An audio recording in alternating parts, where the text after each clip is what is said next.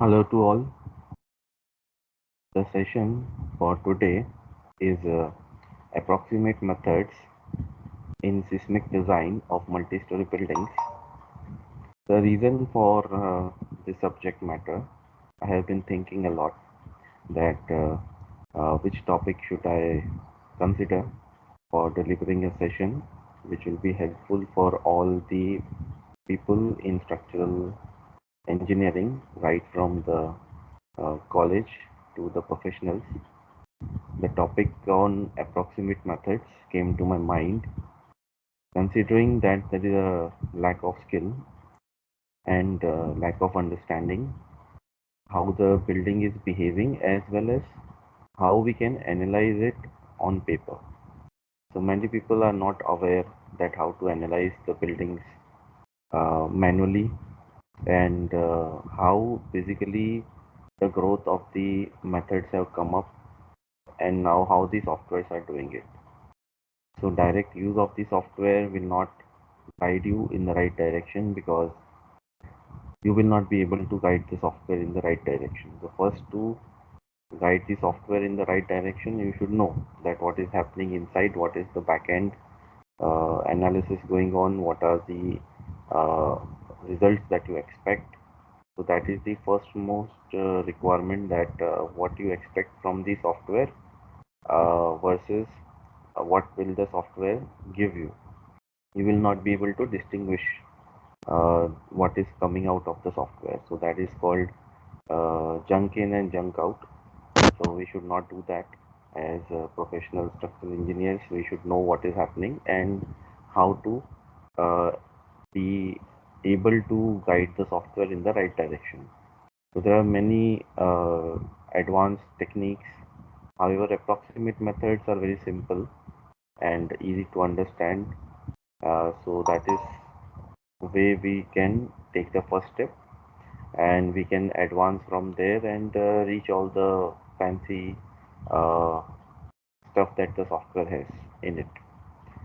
So the idea is to start with a simple problem, analyze it manually, and then analyze it in the software, so that it gives a good picture that what is the difference in the results, and what different methods can be used, and explore all possible opportunities of solving a simple problem, very simple problem, from beam to portal frame to 3D model. So 3D analysis is the requirement for any buildings right now. However, we cannot do 3D analysis manually. How we can do it in approximate method is portal frames. That is what we can do. We can open the 3D frame and convert it into a 2D frame and analyze it. That is the only way possible. So let us let's say put our head more into the approximate methods, and try to go deeper into manual methods, and then compare it with the software, that what results you will get in the software. So this way you can also get a preliminary estimate. Also, you can understand the analysis better. You can understand the building better. You can model it better. You can sketch it better. And overall, your development in the structural domain will seem to grow once we uh, are able to catch hold of these approximate methods. So let us begin our journey in approximate methods today. Uh, the first example that I want to cover is of a simple portal frame. I'll share my screen now.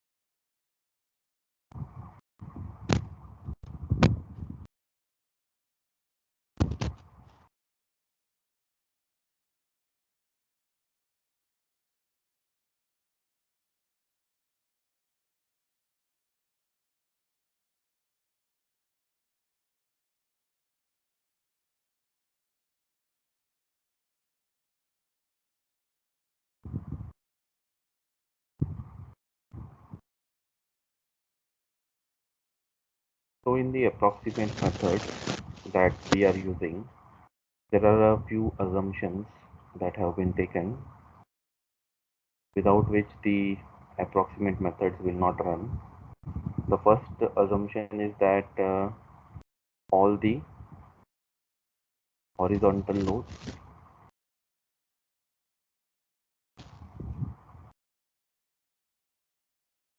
are at floor level.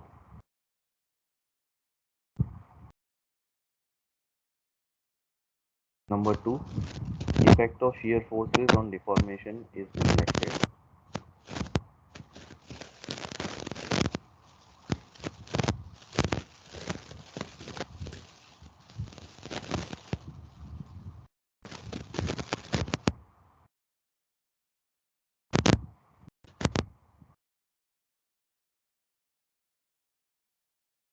And the third,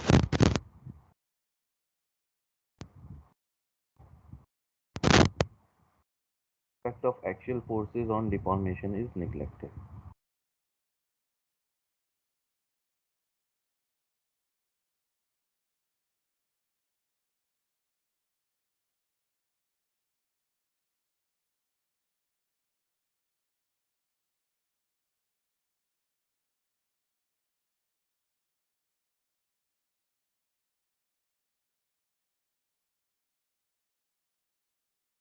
So these three are the major assumptions on which the analysis has been developed.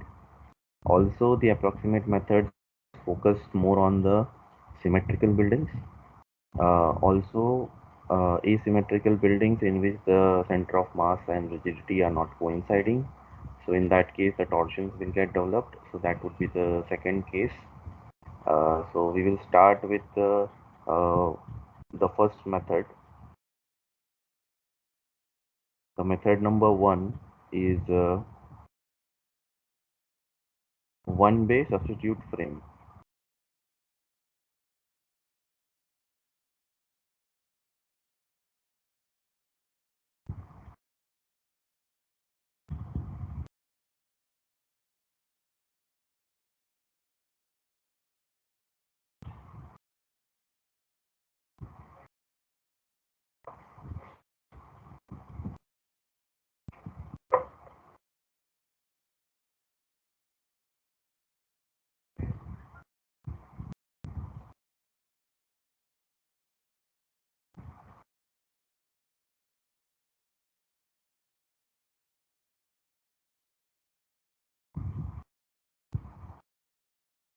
So in this approximate method, symmetrical frames are analyzed,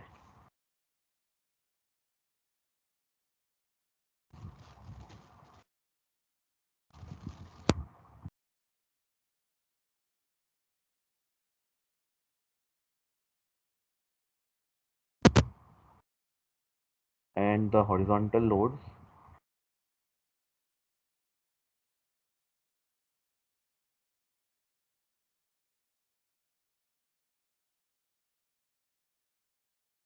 are estimated as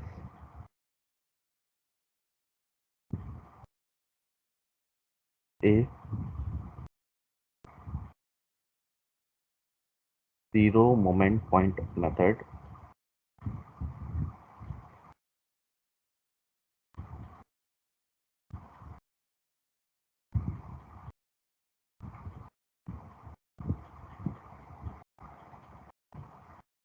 or the continuum procedure.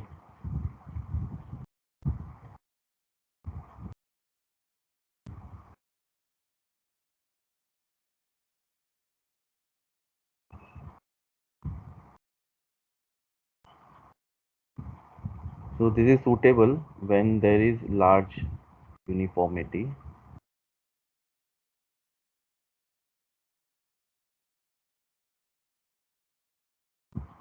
in the building.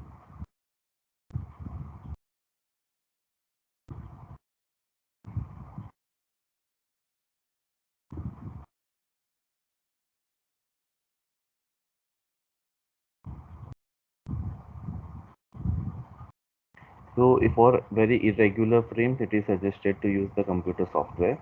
And for the symmetric frame, we can use one-way substitute frame approach, in which we are converting a multi-story building into a single bay, okay, single bay frame, and analyzing it for the lateral loads.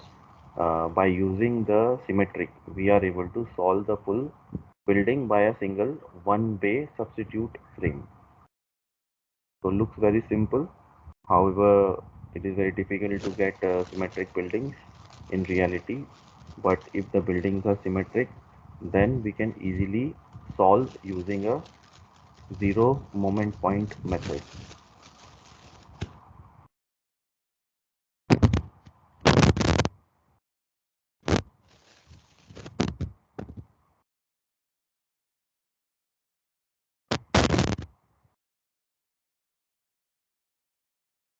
Starting with the procedure A, ZMP, zero moment one point method.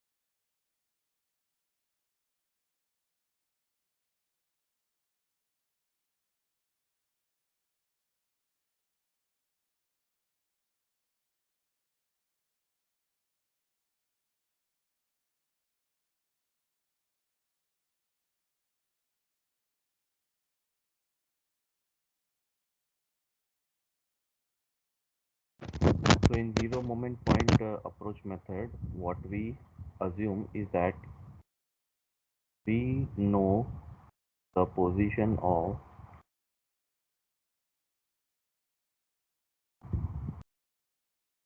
the point where the moment is going to be zero. So if this is my portal frame, single bay, and this is the lateral force P, length L, height is H,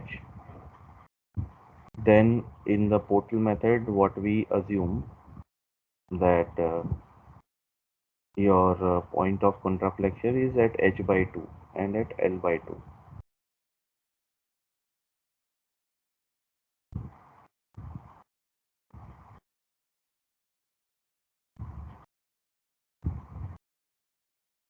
And when you are drawing this bending moment diagram,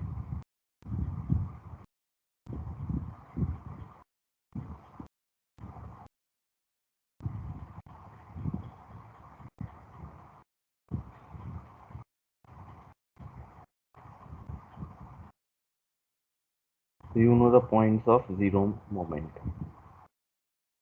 L by 2 and H by 2.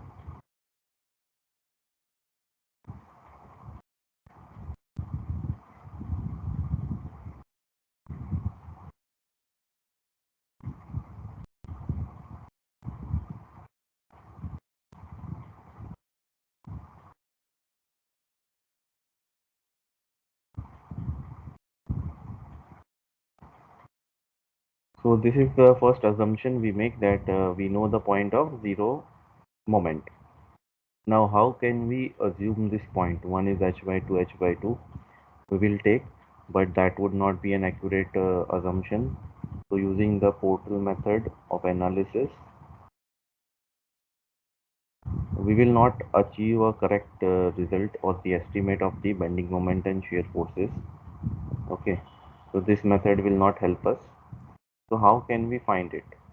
Because while finding the point of zero moment, we require the parameters. That would be what is the moment of inertia of the column, what is the stiffness of the column, what is moment of inertia of the beam, what is the stiffness of the beam. So without which we will not be able to estimate the point of zero moment. So what can be the next step towards solving this simple problem? So first, what you can do, you can use moment distribution method.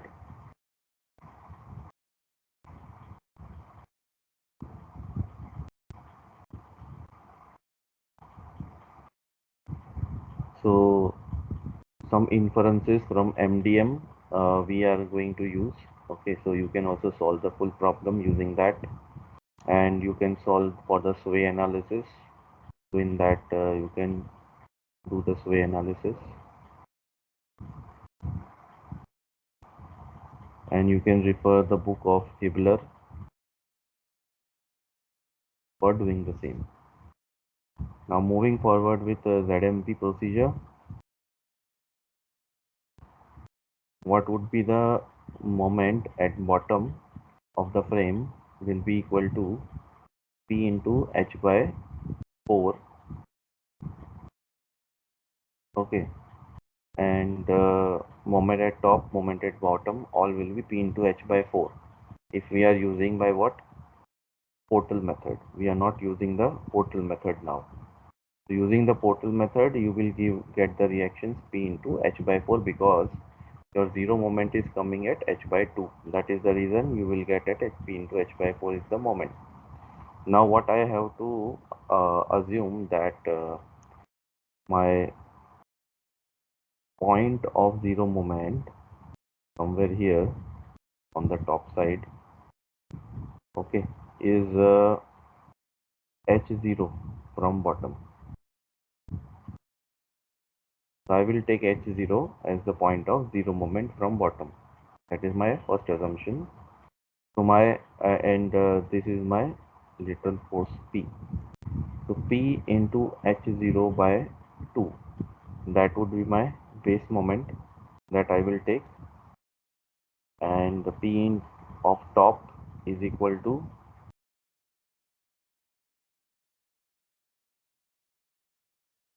so V that is P into H minus H0 divided by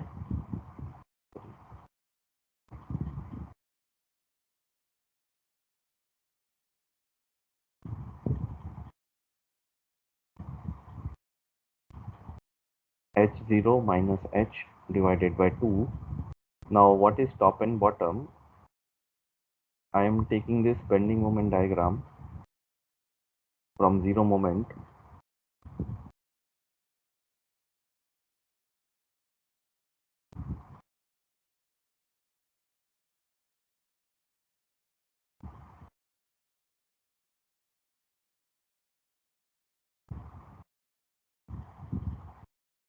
So this is the point H0, okay, from this height to this height. Now at some height of H, okay, so that would be the top moment and bottom moment. So this is M bottom, here it is 0, and here it will be M top. So this is the below diagram, like the diagram would have been something like this. So I am using this bending moment diagram of this portal frame to analyze it. Okay, so that is what I have drawn it here. So it is 0 at this value, it is M bottom, and at any point it will be M top. So how to get M top? H0 minus H, what is the height, divided by 2. It is a triangle. So area of this triangle has been taken as the moment, that is M top and M bottom. Now these two values, once it is obtained, you can find the position of ZMP. So from the moments, you are actually finding the position of ZMP, which we had assumed H0. So epsilon is the position of ZMP, which is equal to h0 upon h, which is equal to 1 upon 1 minus m top upon m bottom. So from the moment values, you can obtain the position of ZMP, where the point of contraflexion is going to come in the beam as well as the column. So how to go further in this? That is now the formula part I have shown you. Let us move further. So your formula for m bottom, now it becomes is equal to P into epsilon into h divided by 2, and your m top will be equal to P into epsilon minus 1 into h divided by 2. Now for a frame of given geometry and for a given story, this epsilon value, okay, this epsilon value depends mainly on the ratio of, okay, so epsilon is dependent on something which is a new value, which is equals to stiffness of beam upon stiffness of column, so which is equal to I of beam divided by L, as it is the length of beam, I of C divided by height, which is height of the column. So based on the moment of inertia I by L and I by H, we can find nu, and we have epsilon ratio, which is the ratio of the height, so height ratio as well as your stiffness ratio, that are the important parameter to go ahead with ZMP procedure.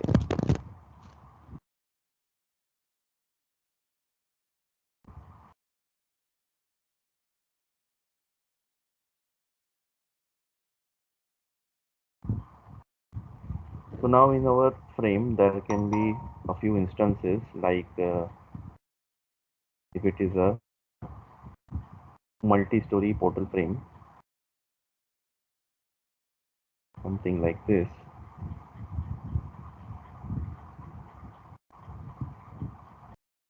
and the condition may be A, that beams are stiff,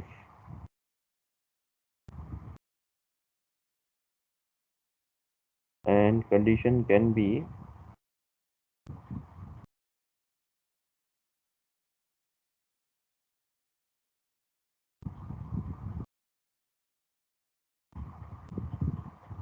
so not just stiff, there are stiff, stiff to the extreme case, it is very extremely stiff, and another would be flexible beams. So here the I tends to infinity, very rigid beam. So if the beams are very rigid, your I is equal to infinity, and in this particular case your 0 point moment will come at h by 2. So considering the beam is very stiff, your 0 point moment or the 0 point is coming at h by 2. Now the second case, beam is very flexible, that is it has very low stiffness, so that means your ratio of stiffness of beam to column tends to be 0, is not 0 but it tends to be 0. So now what happens, this full frame becomes a cantilever, so your bending moment diagram will change. So in this particular case, in which the bending moment was like this,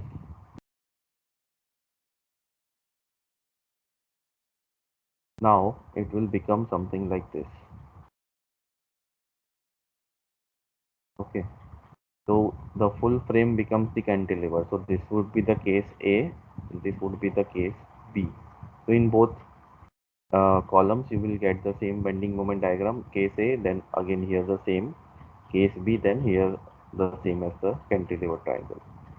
So in both cases the bending moment diagram will change in these two scenarios.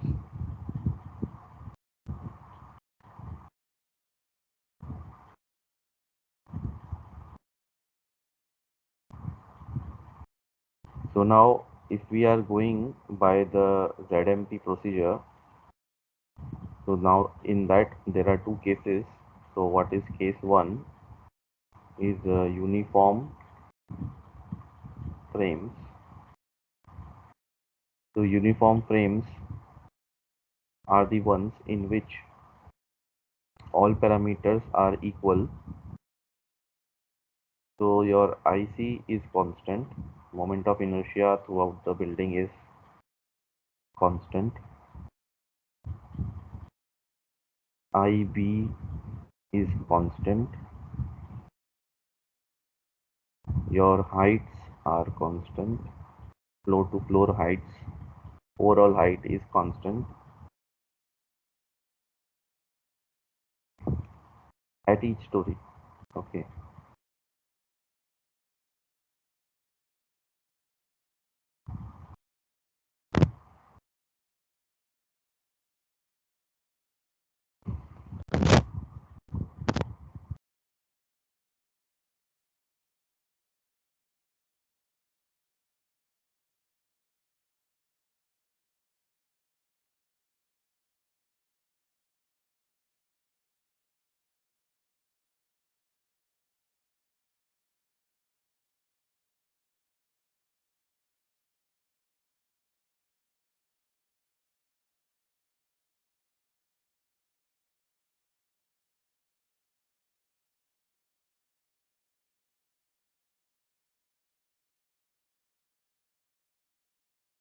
So as you know, there is a relation between your epsilon.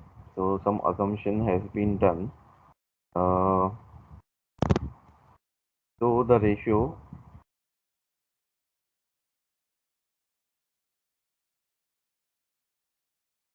if you compare for number of stories 6, 10 story or 15 story,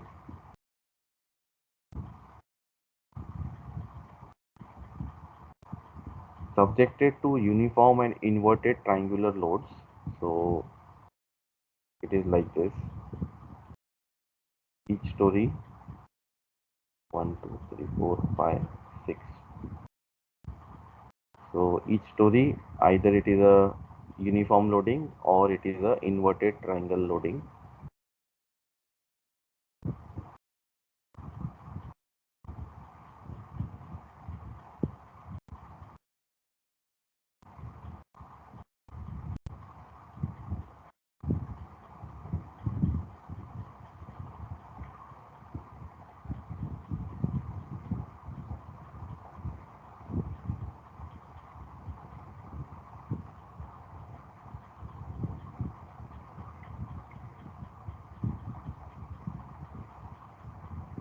So this would be the two type of loading for which the frames, if you analyze,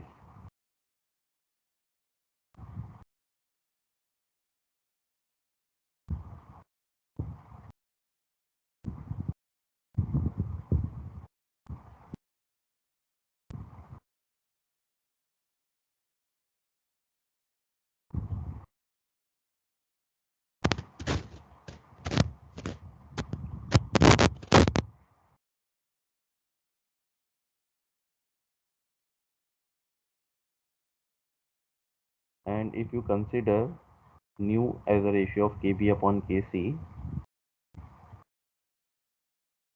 ranging from 0.01, 0.1, 0.5, routine cases 1, 2, 5, 10, 1000.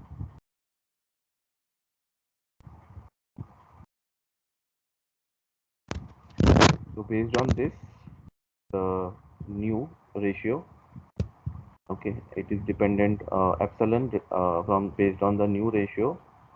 Epsilon ratio is also dependent on it. So it has to be evaluated at ground level, first floor, second floor, and third floor. So three floors you can evaluate the epsilon values up to three floors, because on the higher floor if the bending moment is not significant, we can eliminate those floors that are not required for calculating the bending moment. Mostly the top floor we can eliminate that.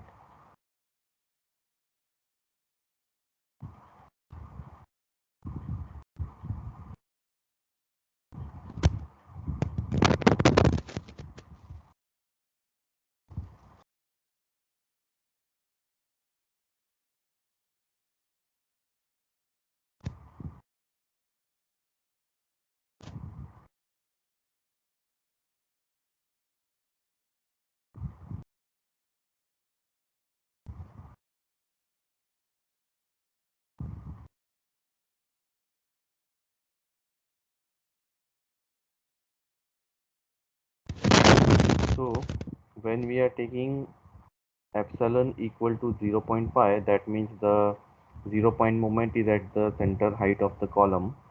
In that case the real moments will be less estimated, so we should increase by 10 to 20% to match with the real results. So how much difference is it comes with the real results, we should evaluate and we should know, we should note down, so that once we are doing the approximate method we can also simulate them with the computer results, as in the linear analysis we are able to estimate it in a better way.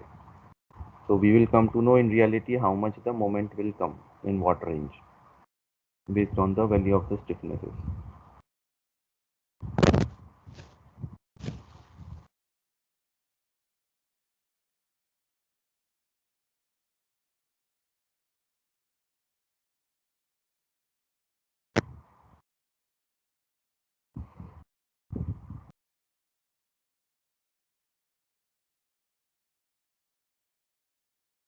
So there are the uniform frame, and the second case is of the non-uniform frame.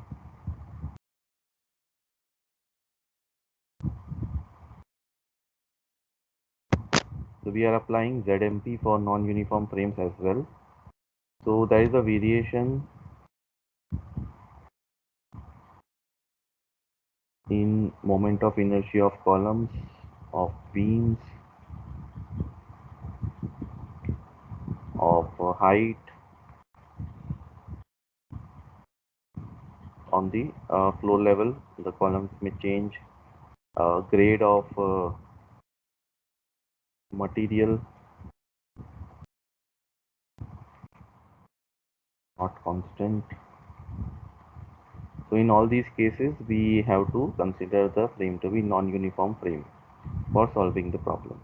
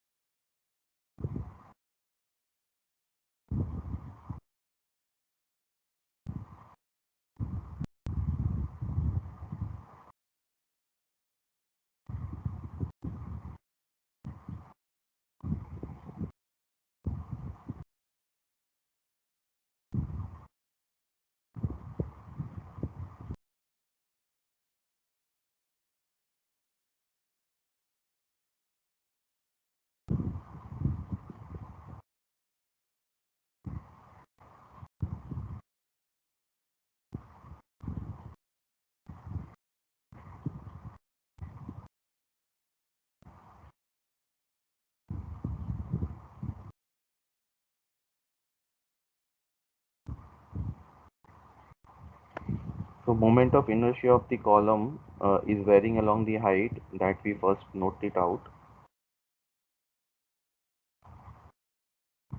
Let's say this is a some typical building of 8 to 10 stories. So this is of IC. Let's say start from 1, IC1, IC2, IC3, IC4, IC5 and IC6. This is for 6-story building.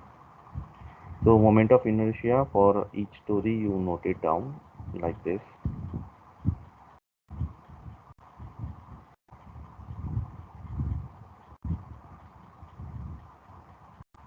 IB has been taken to be constant along the total height of the building.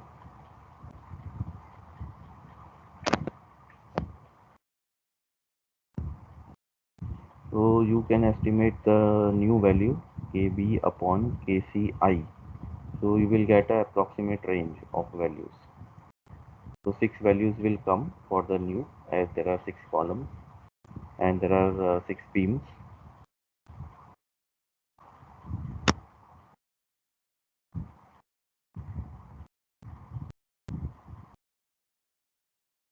So now there is a ratio KB upon KC max. So maximum of the KC you can use. So when we are taking KB upon KC max, in that particular case you can develop a graph of new versus epsilon versus nu. So you can create a graph. So this graph can help you solve the problem faster.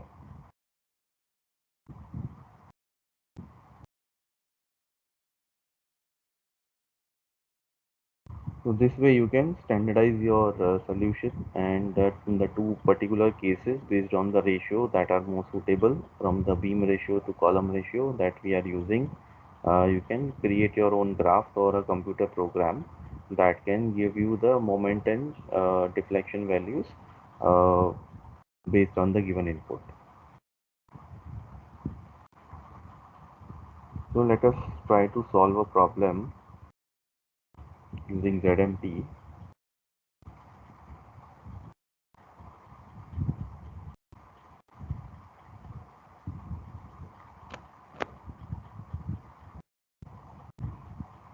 So let us take our own simple problem that we had given, that I had given previously, H and L.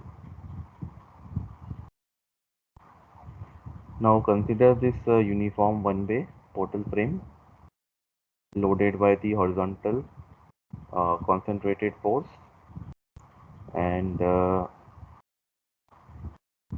consider your IC equal to 1,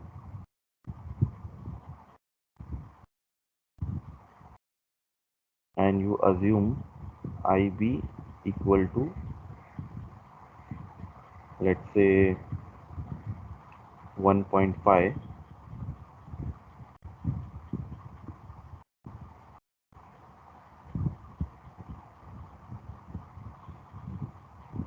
So what your Kc will be I by H, right? So in this particular case, your height, let's say, is equal to 4 meter and length is equal to 5 meter. So then NP is equal to 1 kilonewton. Let us take it that way. So your Kc will be 1 by 4 is 0.25, and your Kb will be equals to 1.5 divided by 5, that is 5 3 ja 0.3. So Kb will be 0.3, your Kc will be 0.25.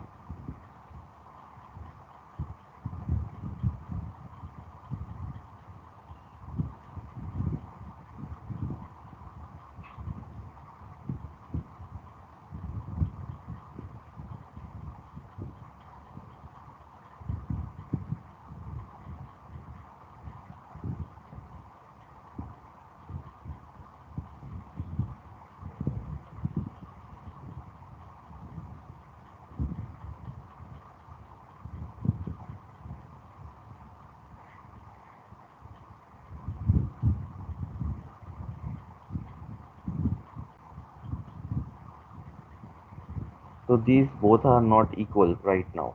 Kv upon Kc is not 1.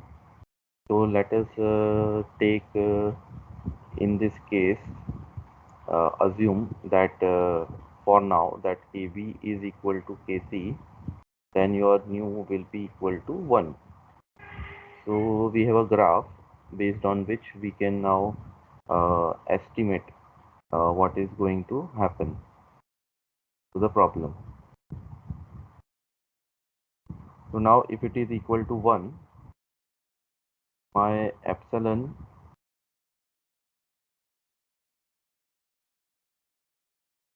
I know the new value, and based on the new value what I can estimate is the stiffness ratio, and the stiffness ratio is coming out to be 1, and from this I can estimate the ground value epsilon g, which is equal to around 0.75. So my epsilon can be estimated from the curve to be 0.75.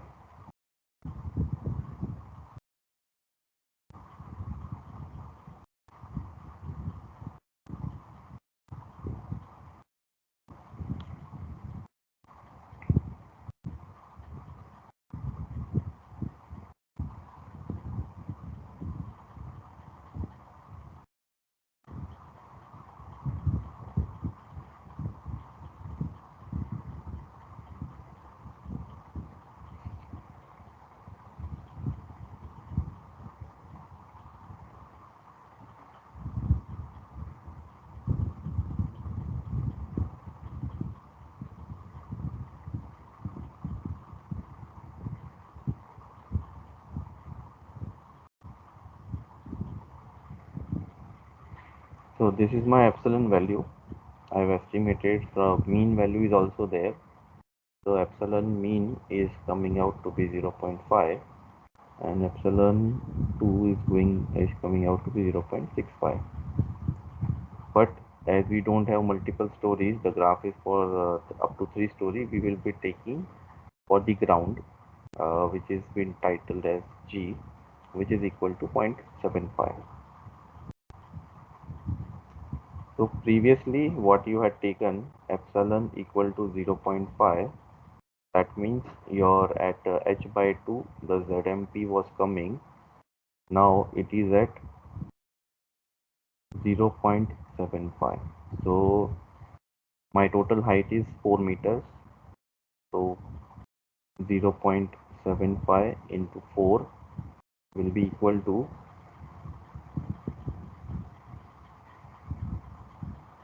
3 meters. So basically it is 3 by 4 of 4 will be equal to 3 meters. So your my point of zero moment will come somewhere here, that is at 1 meter from top and 3 meter from ground. This is how the point of zero moment is going to be. Now I will evaluate, I want to evaluate the same problem in the software also, but with these smaller values it cannot be obtained like that. So I can try a bigger problem, and then I can compare with the software. So this is how the ZMP procedure can be used to find the point of zero moment. From that, accurate bending moment diagram can be drawn for symmetrical frames, and using the graph of epsilon and nu, and based on the stiffness and the properties of the frame. So this was all for today. I will keep uploading the second session as a self study session for all people who want to understand the approximate method and compare it with the software, and reach to a better estimate for the portal frames like the pipe racks are the portal frames. Then it is you can use it for the PEB portal frames. You can again use it for what we say uh, for PEB portal frame. Another approximate method has been developed in the has been given in handbook of Intel. So those direct formulas are given for approximate analysis, which can be checked with the software as well. So that also I'll try to cover in this method of approximate methods. So that was it for today. You can refer the textbook of approximate methods in seismic design by Adrian Scarlett